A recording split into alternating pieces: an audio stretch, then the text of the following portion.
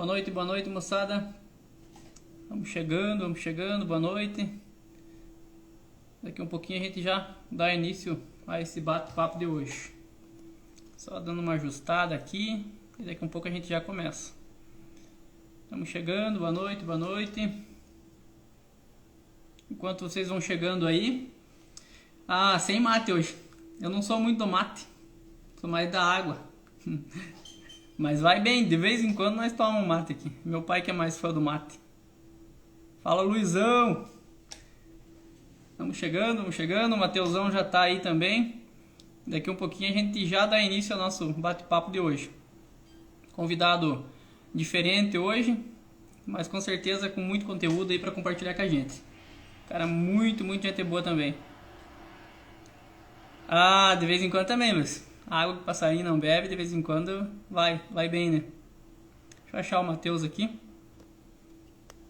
E aí a gente já dá início ao bate-papo de hoje.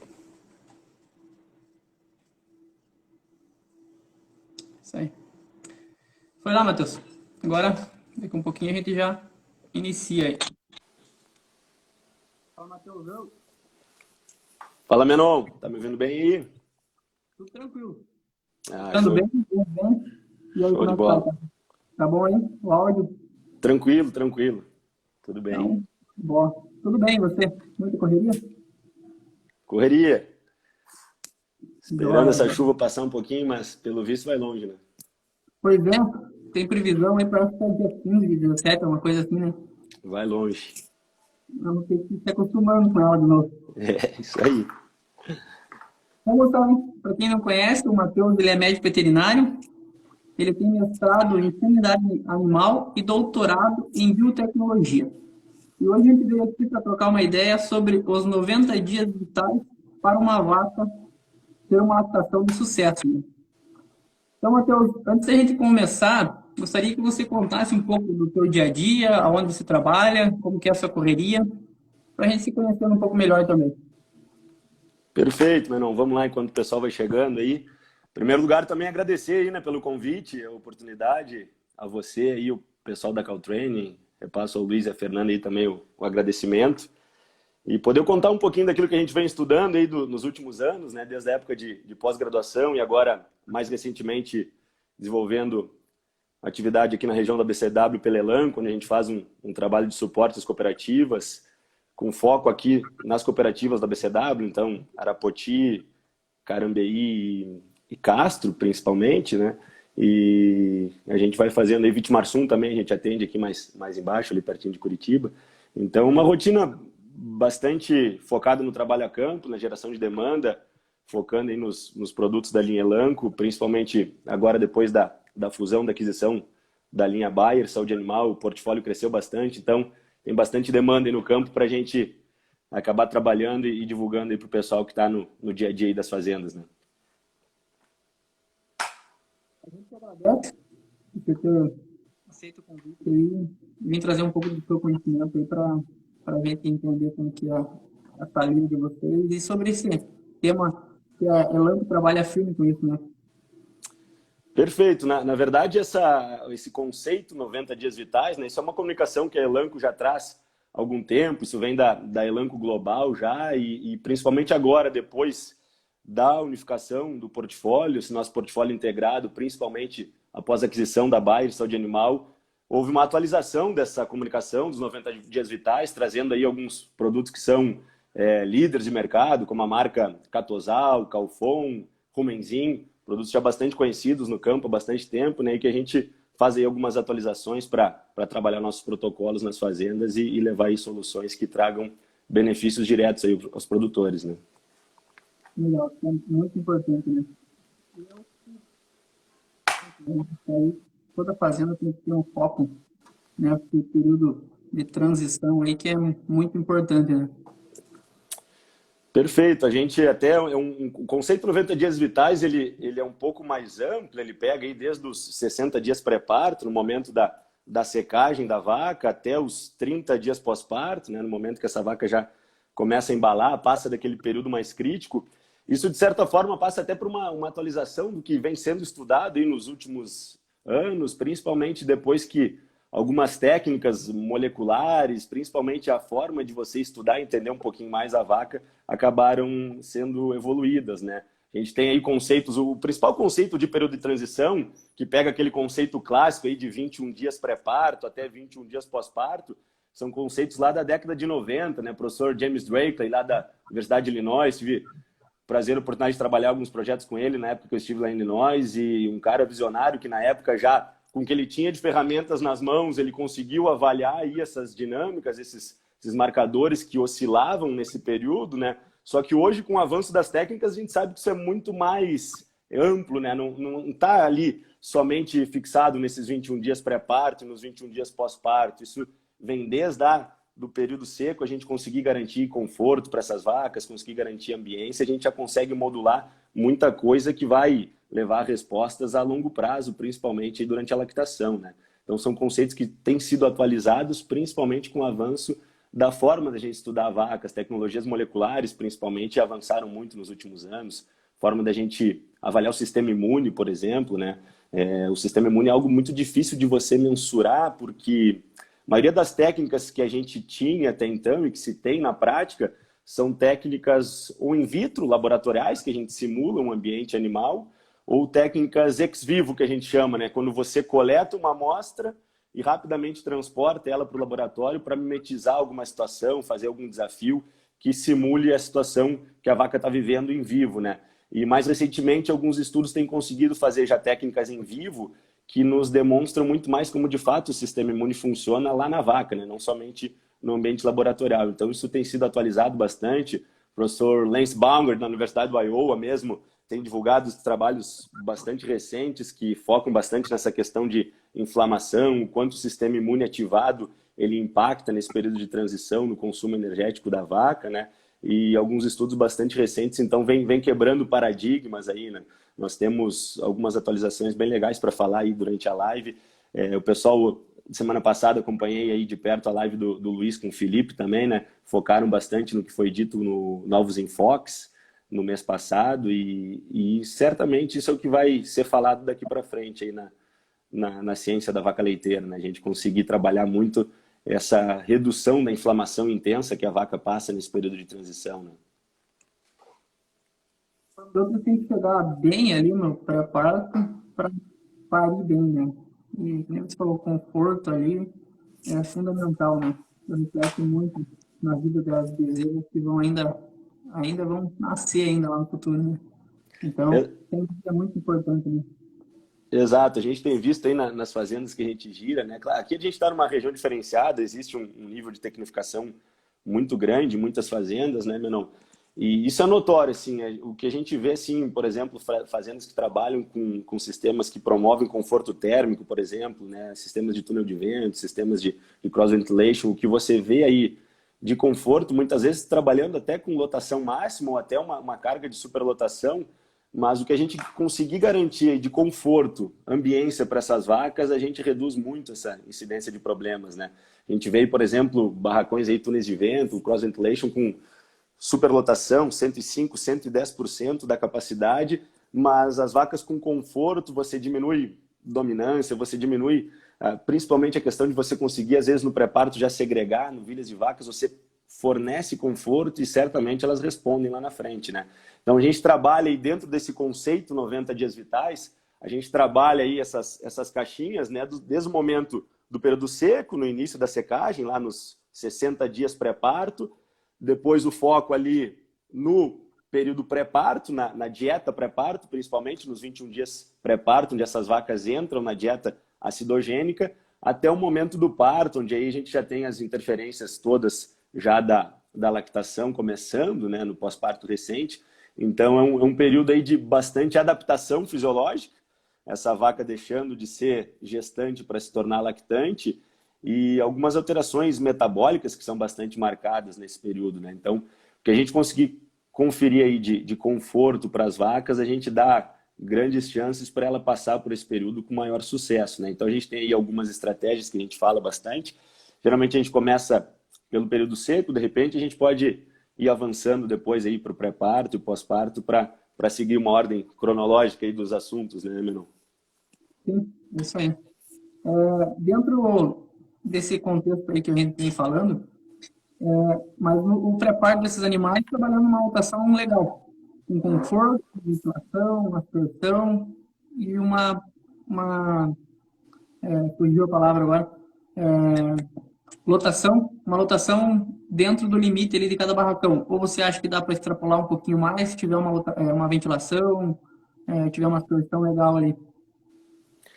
A gente conseguindo trabalhar conforto, eu digo que a gente consegue trabalhar em praticamente lotação máxima, né? Principalmente porque hoje é um grande problema que a gente tem nas fazendas a questão da lotação, né? O semi-sexado trouxe essa realidade e literalmente a gente não tem às vezes onde colocar mais vaca, né?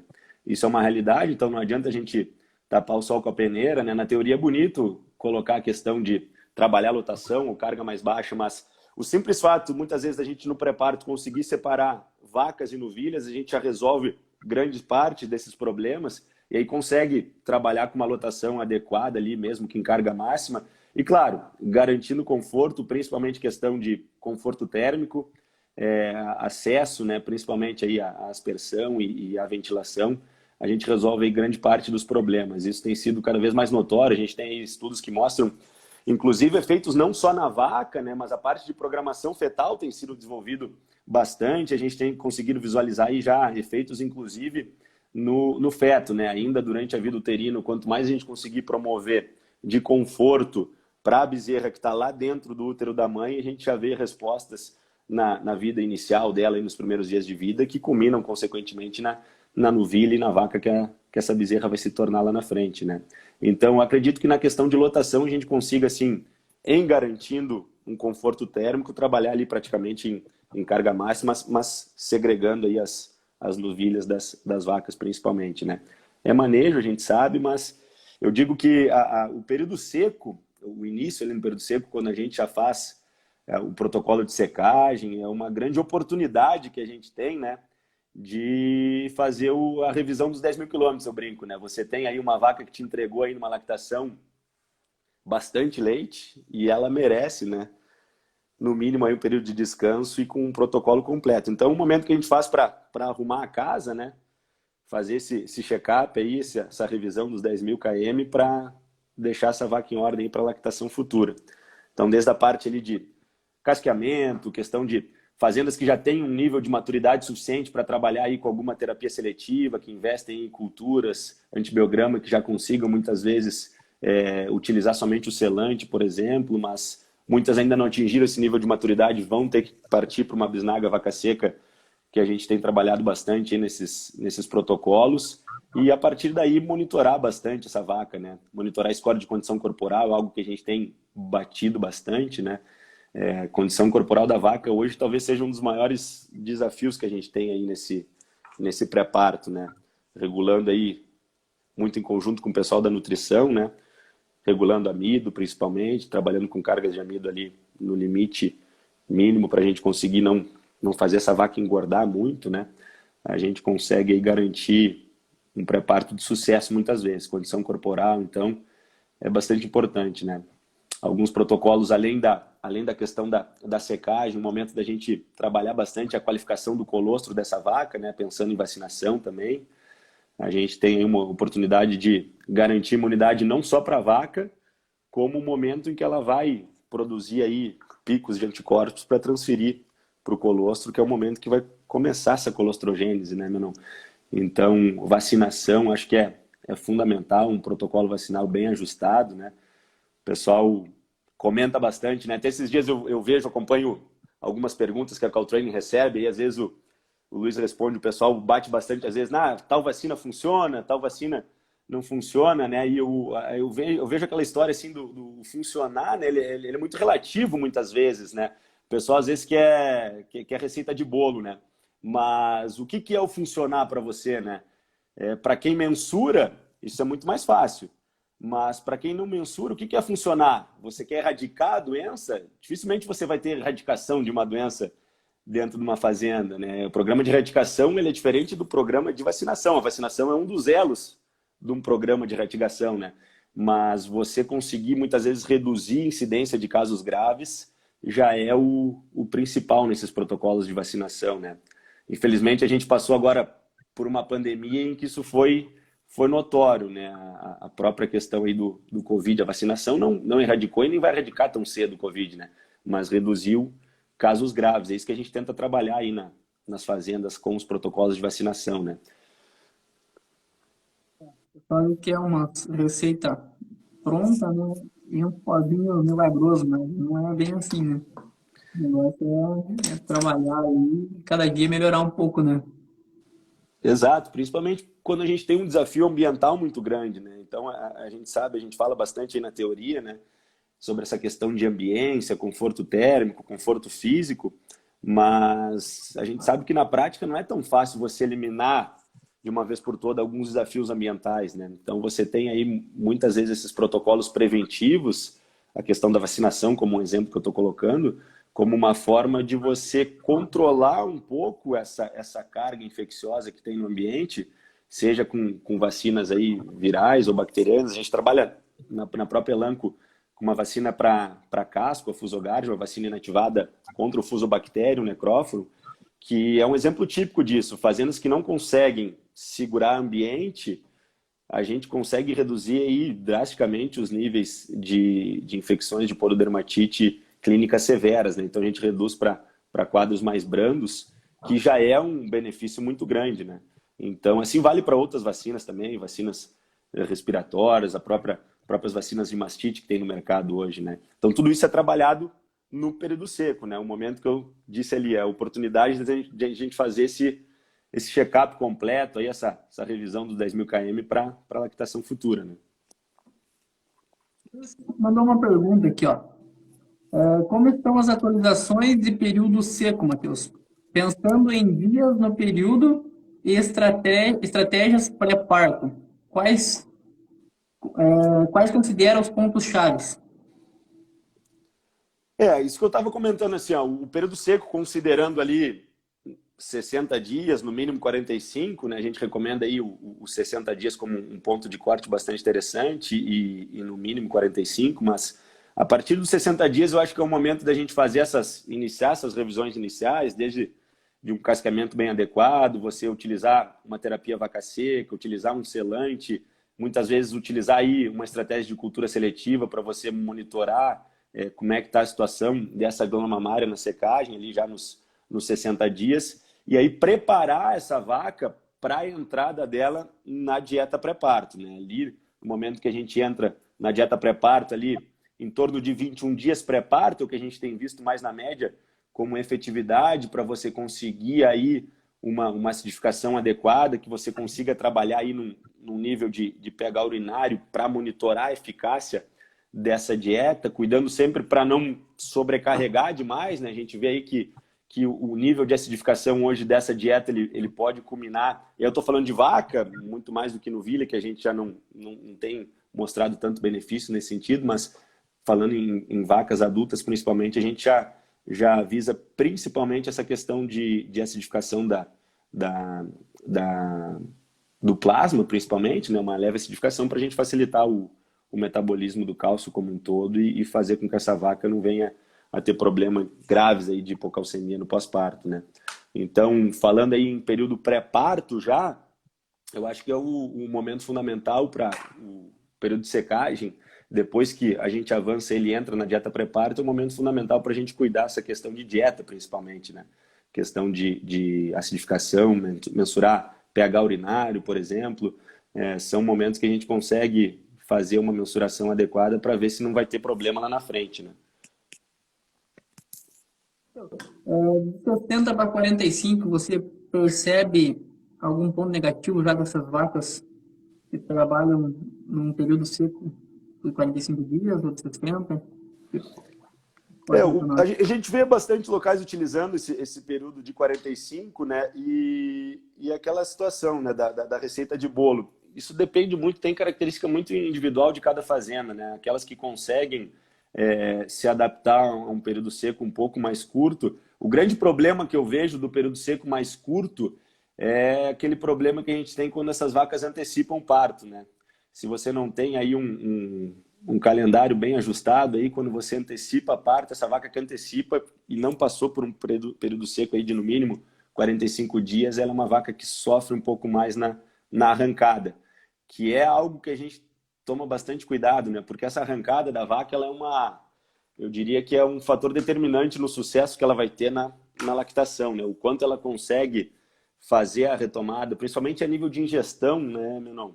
O desafio que a gente tem é fazer essa vaca voltar a comer o mais rápido possível e converter isso em leite, né? Então, essas questões que levem aí qualquer estresse metabólico que a gente tem batido muito, né?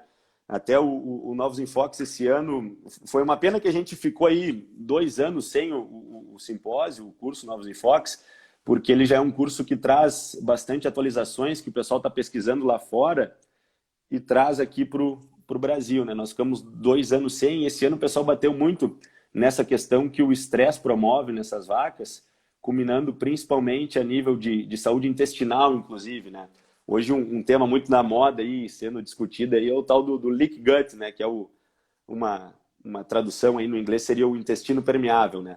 A gente vê que essas vacas que passaram por situações de estresse são vacas que têm uma permeabilidade maior do intestino, consequentemente tem aí um extravasamento, por exemplo, de endotoxinas, de LPS, que torna essa vaca mais inflamada, né? Um ambiente pró-inflamatório.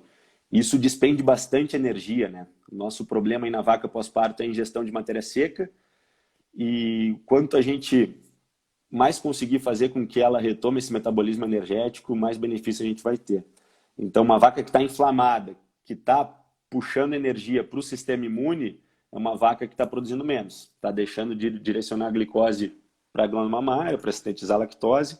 Consequentemente, você tem aí redução de produção, e isso lá no final da lactação faz a diferença.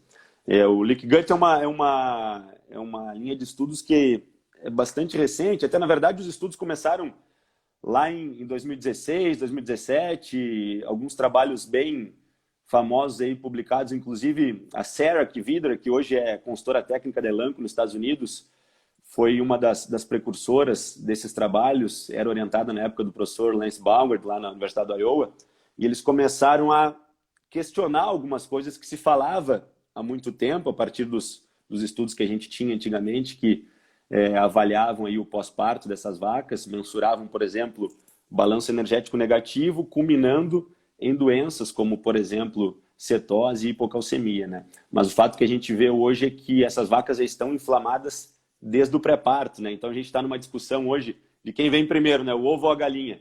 Se são as doenças originadas do balanço energético negativo, da ingestão de matéria seca deficiente, ou se são problemas já em decorrência desse processo inflamatório que já está acontecendo na vaca lá desde o pré-parto, né? Só que se a gente parar para pensar o pré-parto, a gente não tem um desafio infeccioso tão alto no pré-parto como, por exemplo, mastites e metrites, né? No pré-parto, essa vaca, teoricamente, está num ambiente ali mais tranquilo a nível de desafio infeccioso. Os principais são as mastites, as metrites, as endometrites. Então, de onde é que está vindo essa inflamação na vaca pré-parto, né? E aí que começou essa teoria e começaram a identificar que os estudos, principalmente, que identificaram esses estressores maternos, viram que muitas dessas fontes infecciosas vêm do próprio intestino, né? Desse aumento de permeabilidade intestinal, que é o intestino permeável, extravasando endotoxinas para a corrente circulatória e culminando em bastante dispêndio energético do sistema imune, né? Eu participei de alguns estudos, lá em Illinois nós tocamos um estudo bastante completo, que nós induzimos o leaky gut, nós fizemos um período de restrição alimentar nessas vacas durante 5 dias, e uma forma de você induzir experimentalmente o aumento da permeabilidade intestinal é você restringir o alimento dessas vacas.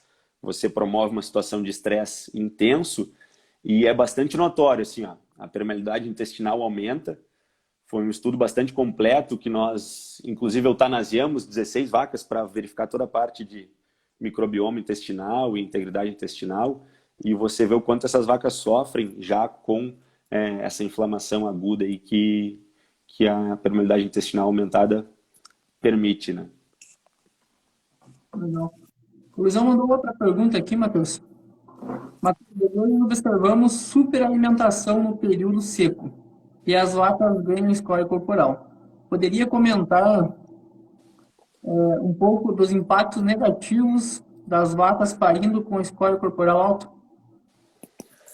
Show, perfeito, Luiz. Esse é eu estava comentando ali, é o grande desafio dos nutricionistas, a gente conseguir trabalhar principalmente com dietas aí com nível mínimo de amido, né? A gente trabalha aí, muitas vezes aí em torno de 15 a 18% no máximo de amido aí no pré-parto, justamente para evitar esse superpeso, né? Porque a gente tem efeitos deletérios tanto na vaca quanto na bezerra. A minha tese de doutorado, eu trabalhei bastante com programação fetal e eu consegui avaliar os impactos da condição corporal excessiva da vaca na resposta imune dos bezerros recém-nascidos.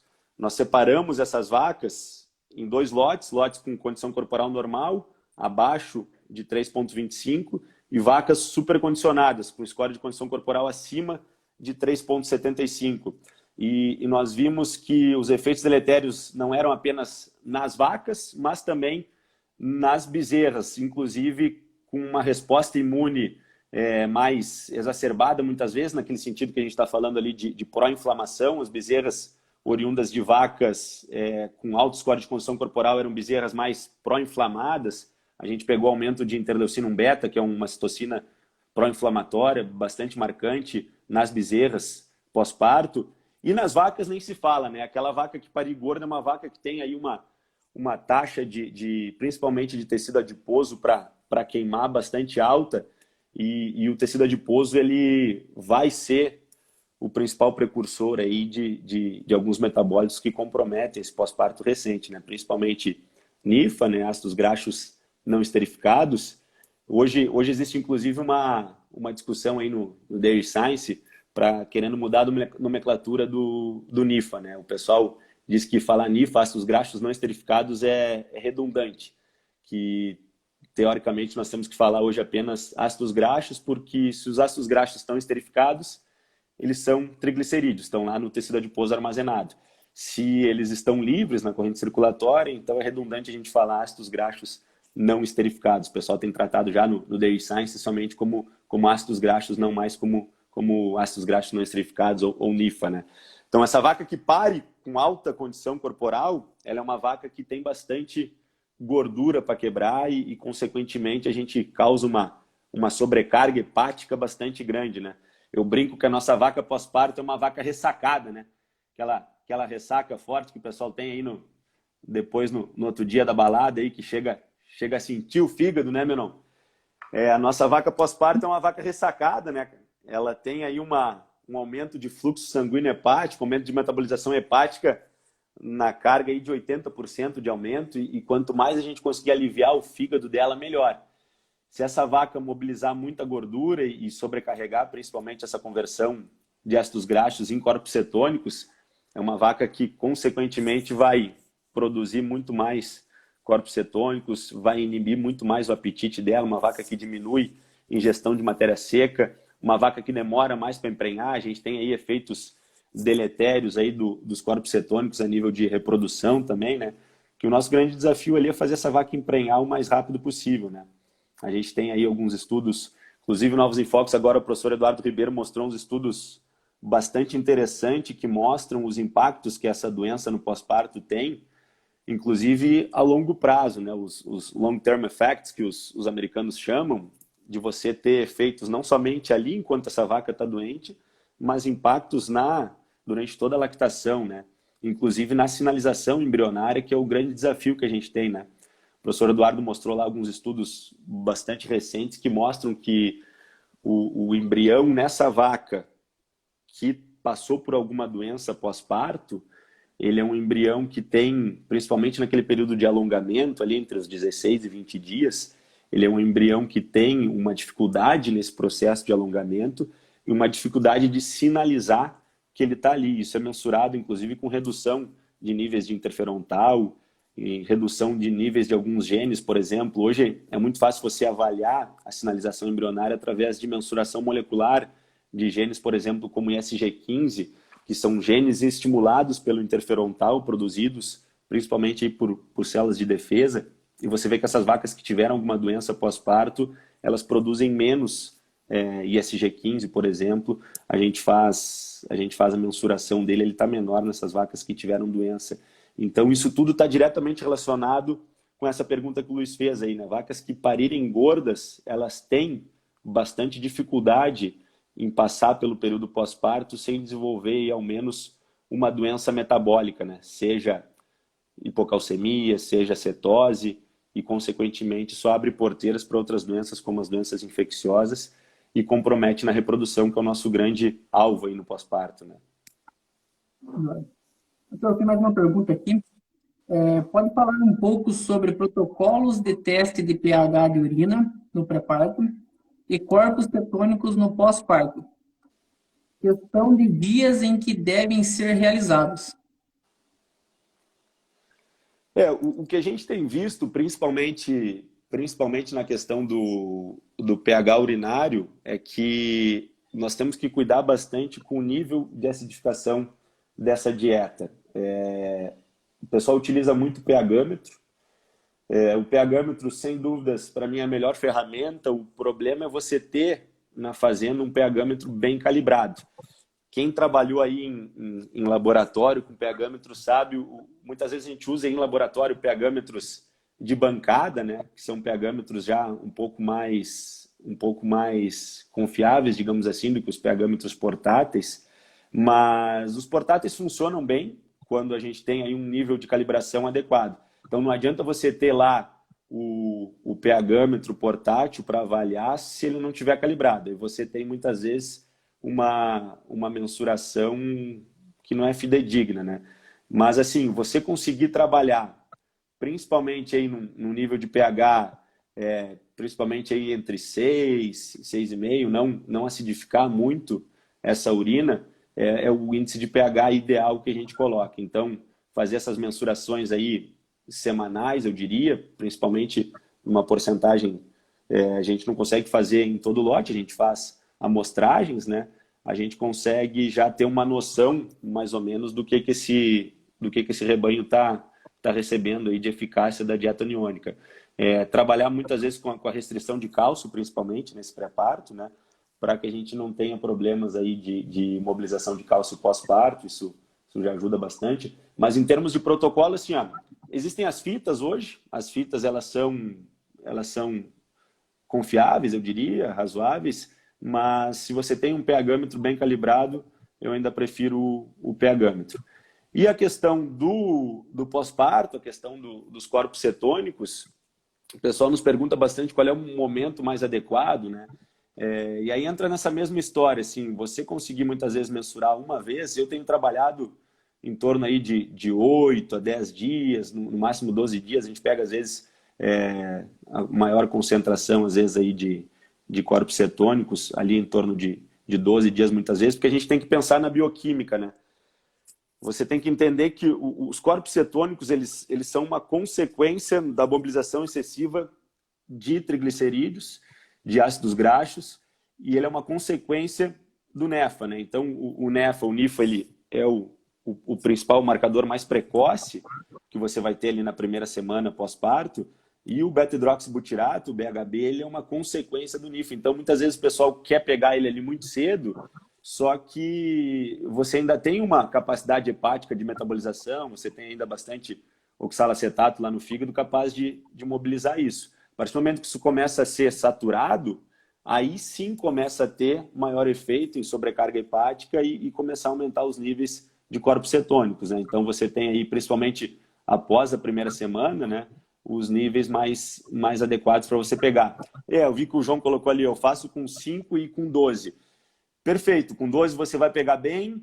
Essa com 5 eu acho bastante precoce, justamente pensando na bioquímica que eu comentei. Você tem aí o NIFA principalmente sendo metabolizado antes, os ácidos graxos livres aumentando aí nesses 5 dias, para a partir daí você começar a ter sobrecarga hepática e começar a aumentar os corpos cetônicos. Então eu trabalharia, essa de 5 dias eu trabalharia já um pouquinho mais tarde, aí, entre 7 e 8 dias, principalmente para já pegar uma carga mais alta, se for o caso, né?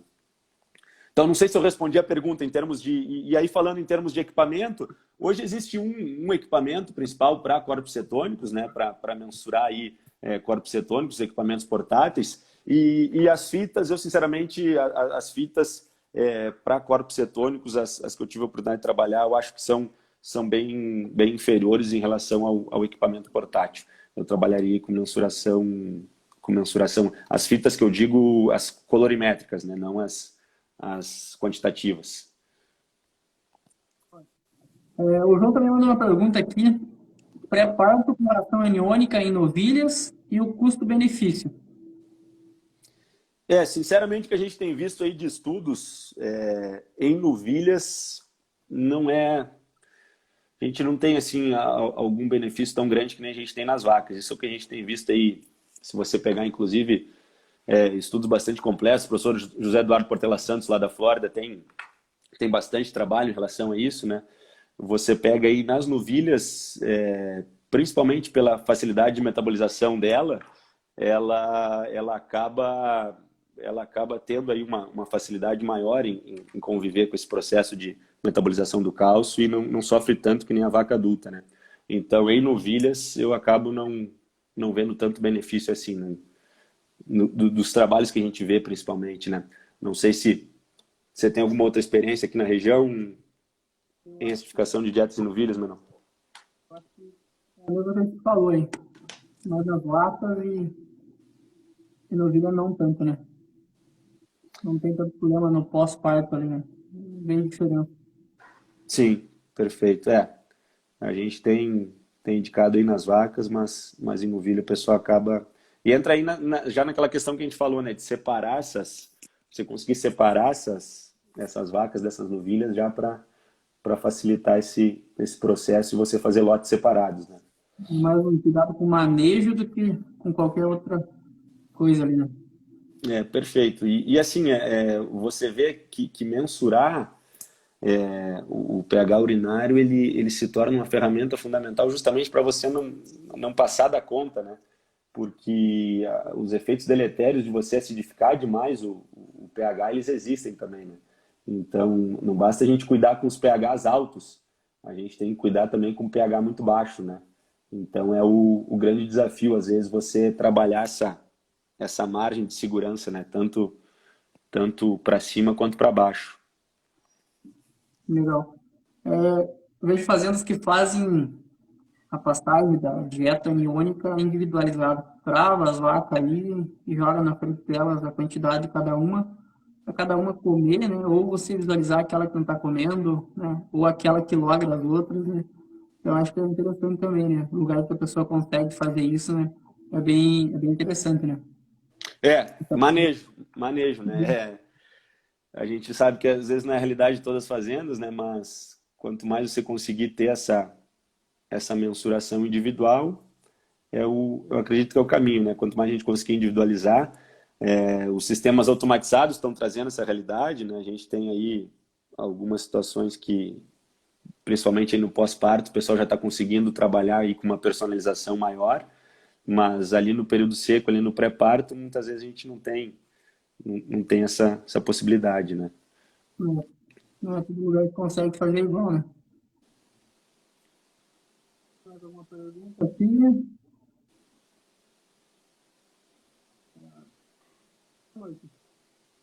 Por que a restrição de cálcio nesse período de transição? Desculpa, não cortou o áudio, meu não. Então, Biel Coelho aqui, ó. Boa noite, por que a restrição de cálcio nesse período de transição? Talvez no pré-parto, né? No pré-parto, No pós-parto, pelo contrário, né? No pós-parto, a gente precisa de cálcio disponível, mas no pré-parto a gente recomenda aí baixos níveis, principalmente pensando em você digamos assim, não adormecer esses mecanismos, né? Porque nada mais é do que mecanismos fisiológicos e muitas vezes compensatórios, né? Se a gente for parar para pensar, a hipocalcemia ela chega a ser até um pouco controversa, né? Porque se você pegar qualquer animal vertebrado que tenha abundância de ossos, mineral que não falta num organismo é cálcio, né? O grande problema é que a nossa vaca no pós-parto ela precisa muito aí em função da alta síntese de colostro, ela precisa mobilizar esse cálcio que está presente no osso da maneira mais rápida possível para compensar esse escoamento para a glândula mamária, né? Então, o cálcio, não é que o cálcio está faltando na vaca, ele está lá no osso. Ela precisa tirar ele de lá. Então, existem 3 mecanismos básicos, né? Que é você aumentar a absorção intestinal do cálcio, é você aumentar a resorção óssea, tirar lá do osso através dos osteoclastos, e você aumentar a reabsorção renal. São os 3 mecanismos básicos. Se essa vaca já vem com excesso de cálcio do pré-parto, teoricamente essa vaca ela está mais preguiçosa, ela está menos responsiva, principalmente ao paratormônio, que é o hormônio que sincroniza esse processo, e no momento em que ela toma uma paulada ali precisando de cálcio na síntese do colostro, ela bate o arranque mais rápido para mobilizar ele. Então, se a gente já traz essa vaca já de um cálcio mais baixo no pré-parto, trabalhando aí principalmente com essa acidificação da dieta, que a gente consiga trazer o pH sanguíneo lá para a faixa de uns 7,32, por exemplo, a gente torna esses receptores de paratormônio muito mais responsivos e esse processo de retirada de cálcio do osso ele é muito mais fácil, né? Porque o cálcio está lá, só que ele está no osso. Ele precisa sair e favorecer essa vaca para ela compensar, né? A gente trabalha alguns protocolos, por exemplo, dentro dos 90 dias vitais. A gente trabalha um protocolo pós-parto com Calfon oral, que é um cálcio oral que tem um padrão de liberação num platô bem mais homogêneo, diferente do cálcio injetável, que atinge um pico rápido para apagar um incêndio, por exemplo, de uma hipocalcemia clínica. O cálcio oral ele tem um platô muito mais homogêneo, ele consegue facilitar esse processo e prevenir aí alguns quadros de hipocalcemia, principalmente as hipocalcemias clínicas, né? Então, são estratégias que a gente acaba tendo para facilitar no pós-parto. Então, pós-parto a gente quer cálcio. No pré-parto, sim, a gente quer dar uma limitada nele para não deixar essa vaca, digamos assim, preguiçosa, né? O pessoal da Produtiva aqui também manda uma pergunta. Um abraço para a pesada aí. Em relação aos falsos positivos de corpos cetônicos para diagnóstico de cetose, aonde pode estar relacionado com inflamação do animal e como intervir? Até o ano passado, um dos temas do Discover, que é uma das conferências anuais que a Associação Americana do Dairy Science realiza anualmente, discutiu, né? Um dos temas, um dos títulos da palestra era sobre a cetose subclínica, né? Se realmente nós poderíamos considerar ela uma doença ou não. E aí vem essa questão que a gente está falando, né? De quem vem primeiro, né? O ovo ou a galinha. Se a cetose está culminando num processo de disfunção imune e acarretando em doenças subsequentes, ou se a inflamação é que está levando a um processo de consumo energético intenso e culminando em agravamento dessa cetose. E o que a gente vê hoje é muitos pesquisadores já batendo em cima principalmente do conceito de cetose subclínica. Muitos pesquisadores já não se preocupam mais com esses marcadores de cetose subclínica, justamente porque você vê que para a vaca produzir bem, essas vacas de alta produção, elas vão ter que inevitavelmente mobilizar bastante gordura. E elas vão acabar aumentando corpos cetônicos, claro que em níveis ali razoáveis, né? A gente não pode extrapolar lá a casa dos 2,2 milimolar por litro, mas muitas vacas vão ter que mobilizar e vão passar por uma cetose subclínica, aí mesmo que transitória, para conseguir produzir isso. E aí a gente entra nesse processo da inflamação, porque o que a gente está vendo? O sistema imune ativado, isso, inclusive esses estudos que eu comentei da Sarah e Vidra, eles mostram que o sistema imune ativado durante 12 horas, é um estudo clássico, talvez um dos estudos mais citados na atualidade, eles mostram que o sistema imune ativado em 12 horas de ativação, ele consome 1 kg de glicose. Glicose que deveria estar lá na glândula mamária, sendo fonte para síntese de lactose, para puxar água para o úbere, para a glândula mamária e produzir leite. Não, ela está sendo consumida pelo sistema imune. E aí a vaca está tendo que tirar a glicose para suportar a produção de leite de outros locais, como, por exemplo, do tecido adiposo. E aí está mobilizando gordura, está levando para o fígado, está culminando em corpos cetônicos. Ou seja, adaptações fisiológicas que a vaca está fazendo para conseguir manter essa lactação em alto nível. E aí você tem os falsos positivos que se perguntou, mas esses falsos positivos sempre ainda em níveis subclínicos, né? Dificilmente a gente vai ter aí uma vaca com alta carga de corpos cetônicos que já culmine aí em doença clínica, não tendo problema lá na frente, né? Mas a gente vê muita vaca, assim, que mobiliza corpos cetônicos e acaba passando tranquilamente pela lactação. Não tem a menor dúvida disso, que elas conseguem se virar tranquila muitas vezes com isso, né? Vamos para outra aqui. Pessoal, Braford Curupira. O uso da butofosfana dentro desse momento de pré-parto e os impactos na reprodução. Perfeito. Dentro dessa questão que a gente está colocando, dos 90 dias vitais, é um dos protocolos que a gente trabalha, e a gente tem estudos bem recentes, já com uma repetibilidade bem grande, incluindo o Catosal, por exemplo, que é o produto da Elanco, que tem butafosfana e cianocobalamina, vitamina B12. No pós-parto recente, a gente tem protocolos que já avaliaram 5 aplicações, uma aplicação semanal, e também os mais recentes avaliaram 3 aplicações, 0, 3 e 7. No dia do parto, 3 dias pós-parto e 7 dias pós-parto, para a gente avaliar aí possíveis efeitos benéficos, tanto em produção quanto em reprodução. O que a gente sabe hoje é que fósforo orgânico e cianocobalamina, vitamina B12, são precursores energéticos.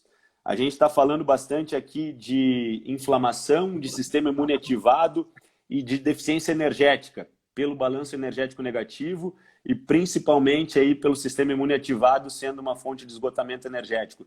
Quanto mais a gente conseguir promover de energia a nível celular, que é onde de fato essa vaca precisa, ela tem uma resposta muito mais rápida.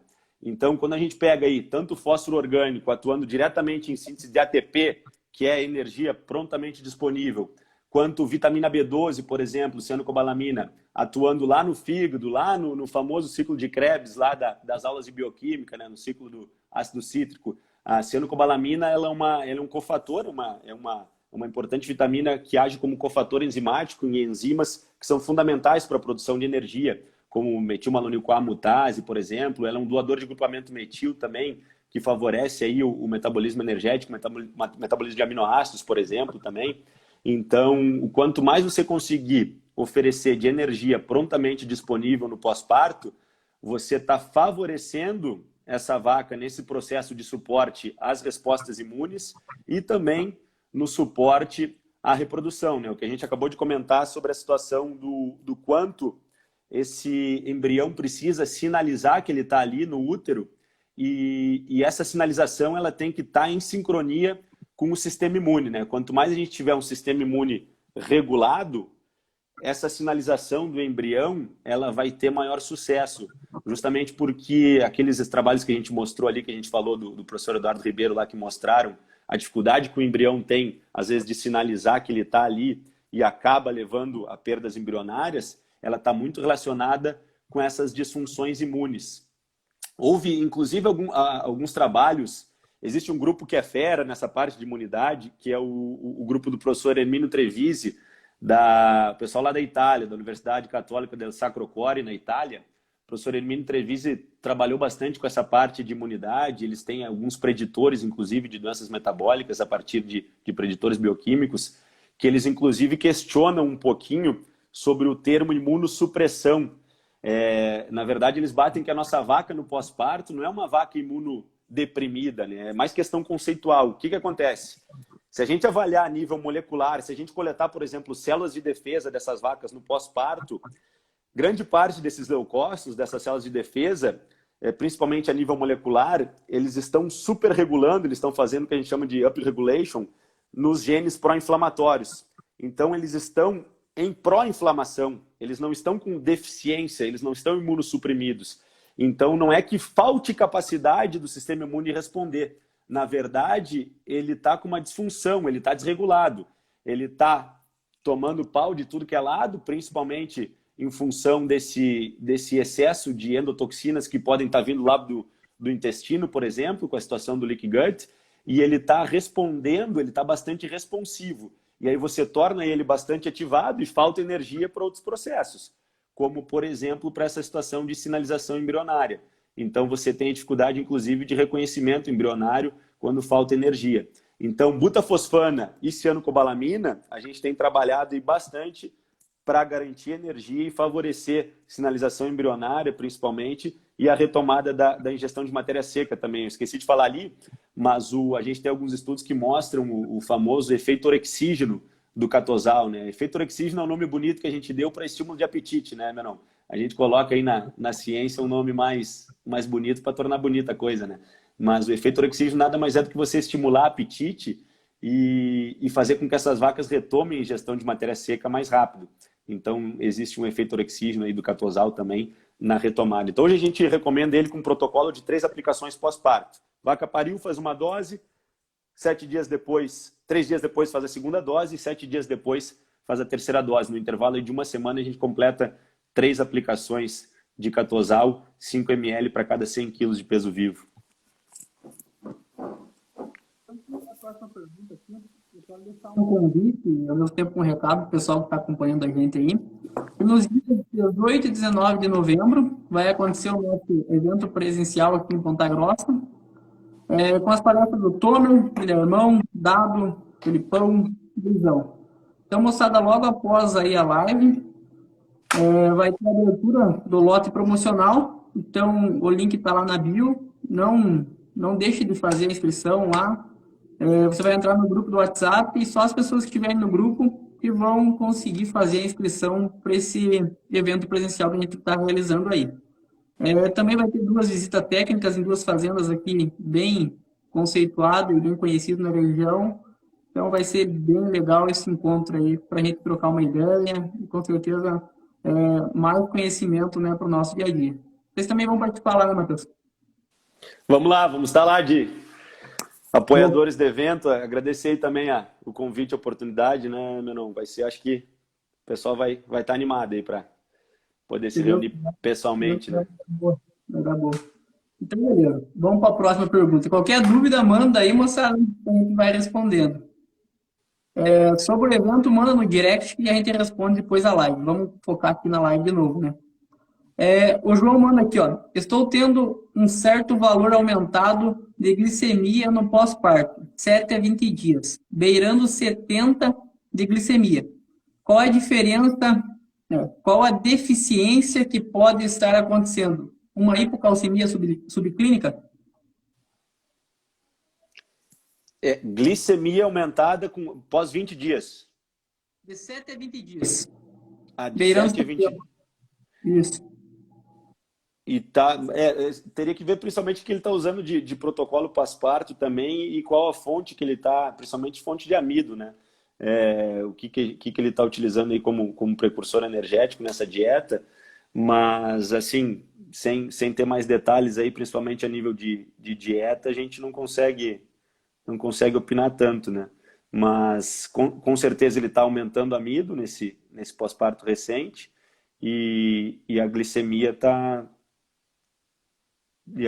acabando correndo em função dietética, muito provavelmente, né? Entendi. Vamos para outra aqui, então. Aqui não temos o lote pós-parto. Elas vão direto para o lote de alta produção. Tem algum problema, na sua opinião? Na opinião de vocês? Você conseguir trabalhar lote, principalmente no pós-parto, a gente sabe que muitos não conseguem fazer esse lote pós-parto imediato. O que eu coloco? O lote pós-parto imediato, eu acredito que também seja uma oportunidade da gente fazer, às vezes, alguns ajustes finos, né? A cereja do bolo que a gente comenta. Então, você conseguir trabalhar principalmente a nível de dieta, alguns ajustes já na transição e no pós-parto recente, são oportunidades que a gente tem segregando lotes. Então, você pega aí, por exemplo, você facilitar tanto balanço energético negativo e facilitar balanço proteico negativo com alguns ajustes finos, principalmente nessa dieta pós-parto, é benefício. Ou seja, você conseguir fazer uma dieta específica para essas vacas pós-parto, onde você consiga trabalhar, por exemplo, algumas fontes de aminoácido protegido no pós-parto recente, você consegue ter benefícios muito mais visíveis do que você ter já lá mais para frente e, consequentemente, você vai ter um custo-benefício maior trabalhando só nesse lote pós-parto. A gente bate bastante na questão de balanço energético negativo, mas a gente não pode esquecer que essa nossa vaca pós-parto, ela sofre um balanço proteico negativo bastante intenso também, né? Com a atualização do NRC agora, o NASEM 2021, a gente tem cada vez mais atualizado a forma de trabalhar esse balanceamento de proteína metabolizável e a gente conseguir fazer lotes que recebam a proteína que ele precisa em cada momento é fantástico. Então, isso seria um dos grandes benefícios que eu vejo de você trabalhar essa segregação no pós-parto recente. Você conseguir fazer um ajuste fino, a famosa cereja do bolo. Mas entra naquela história, né, Menon? A gente sabe que o feijão com arroz ele precisa ser bem feito. Se você não faz esse feijão com arroz bem feito, consequentemente não adianta nada você achar que vai colocar lá a metionina protegida e ela vai resolver o problema do seu pós-parto. Não adianta nada você achar que vai colocar uma colina protegida, uma gordura protegida e resolver o problema do pós-parto, sendo que falta o básico. Falta você controlar a densidade energética dessa dieta, falta você controlar muitas vezes a qualidade dessa dieta em termos de fontes que você usa, tanto para energia quanto para fibra, principalmente, e a partir daí você pensar já em ajustes finos. Se não chegou nesse nível de maturidade ainda na fazenda, toca o baile com esse único lote aí, porque não adianta você querer cereja do bolo, sendo que o feijão com arroz não está bem feito, né? Então isso a gente tem visto muito. Você entender a realidade de cada fazenda para propor as famosas cerejas do bolo, né? Isso é algo que eu tenho batido bastante e às vezes é um tiro no pé que tanto nós que estamos a campo aí, às vezes queremos colocar um protocolo diferenciado, ou mesmo o pessoal da nutrição, sendo que a base não está bem feita, né? Então, muitas vezes a gente não consegue controlar a consistência, né? Você oferecer, por exemplo, uma dieta aí com teor de matéria seca, por exemplo. Você tem, às vezes, muita variação individual, inclusive em batidas durante o dia. Quem dirá você querer colocar lá o ajuste fino, segregação de lote, trabalhar com aminoácidos limitantes, muitas vezes, e achar que vai resolver os seus problemas, né? É isso aí. O Wesley manda outra pergunta aqui. Propileno glicol em pó, Ener Pro, como forma de preventivo durante 10 dias. Tem algum conhecimento? Existem até algumas discussões em relação ao propileno glicol, as fontes, né, seja em pó ou líquida. O que a gente vê? O propileno glicol, principalmente os famosos drench pós-parto, né? O que a gente tem de literatura? Se você pegar, por exemplo, algumas meta-análises, isso até é algo que a gente discute bastante em termos de efeito do drench pós-parto, tanto em questão de produção quanto em questão de cetose. Bastante variação individual também, às vezes, de fazenda para fazenda, de rebanho para rebanho, estudos americanos mostrando uma coisa, aqui no Brasil outra, canadenses mostrando outra, bastante variação, e se você pegar numa meta-análise, às vezes esses estudos não mostram a diferença significativa. Isso é uma discussão que se tem, alguns congressos internacionais de boiatria já trouxeram essa discussão sobre o famoso drench pós-parto, e de fato a gente tem que mensurar a realidade de cada fazenda. Não é ficar em cima do muro, é porque eu não gosto de bater contra a ferramenta, porque a gente sabe que em muitas fazendas ela funciona e funciona bem, mas a gente sabe que estatisticamente, em muitas situações, você não tem essa resposta com diferença significativa, né? E entra muito naquilo que a gente fala, né? A gente defende muito hoje na Elanco, por exemplo, você defender ferramentas que tenham comprovação científica. Hoje nós temos no nosso portfólio aí, talvez um dos produtos que tenha o maior número de estudos científicos e comprovações científicas, que é a nossa monenzina sódica, o Rumensin, talvez seja aí o aditivo alimentar mais estudado no mundo e que nos dá bastante confiança de defender ele como fonte precursora de energia, como fonte precursora de propionato, porque as meta-análises mostram, os estudos científicos mostram que a repetibilidade é muito alta, ou seja, a chance de você fazer esse protocolo e ter o efeito desejável é muito grande. Agora, a questão de propileno glicol tem uma variação muito grande nos estudos que a gente tem visto. Isso depende, às vezes, da fonte, você depende da marca que você está utilizando, depende ainda da pureza dessa amostra. Então, eu não quero bater contra a ferramenta, mas tenho que dizer assim que, cientificamente, existem inconsistências, né? Chegando aí no nosso horário, gostaria de te agradecer mais uma vez pela sua participação. O pessoal gostou muito, mandou bastante elogios aí dessa aula que você deu para a gente, é sensacional. E vamos falando, e vamos pensar já num próximo tema para marcar uma próxima live aí para uma próxima semana, né? Show de bola, Menon. Eu que agradeço aí a oportunidade, a gente está à disposição aí para falar de vaca, o tempo passa rápido, né? Passou Passa rápido. voando aí 1 hora, tem bastante conteúdo para a gente falar, principalmente porque a gente pegou um assunto que não tem quase nada para falar, né? Da secagem até os 30 dias pós-parto, imagina. Eu sei que às vezes acaba ficando até bastante informação, assim, a gente vai puxando daqui, dali, vai lembrando de estudos e vai virando aí um novelo para a gente ir destrinchando, mas a gente fica à disposição aí que o pessoal tiver de dúvida, vão trocando ideia, mandem no WhatsApp aí, a gente vai conversando também. E dia 18 e 19 estaremos lá no evento presencial, se Deus quiser, para... Com certeza. Vamos lá. Trocar uma ideia, quem a gente não conhece pessoalmente vai se conhecer, né? Exatamente. Pessoal, teve algumas perguntas aí que às vezes eu acabo não lendo, acaba passando batido, mas manda pra gente aí ou pro Matheus, que com certeza a gente vai mandar a resposta para vocês. Matheus, boa noite, muito obrigado e vamos falando aí. Fique com Deus. Eu que agradeço, meu irmão. Abração, pessoal. Moçada, muito obrigado pela participação também. Pessoal que participou aí com pergunta, participou assistindo, muito obrigado. E até a próxima. Forte abraço. Valeu, Matheus.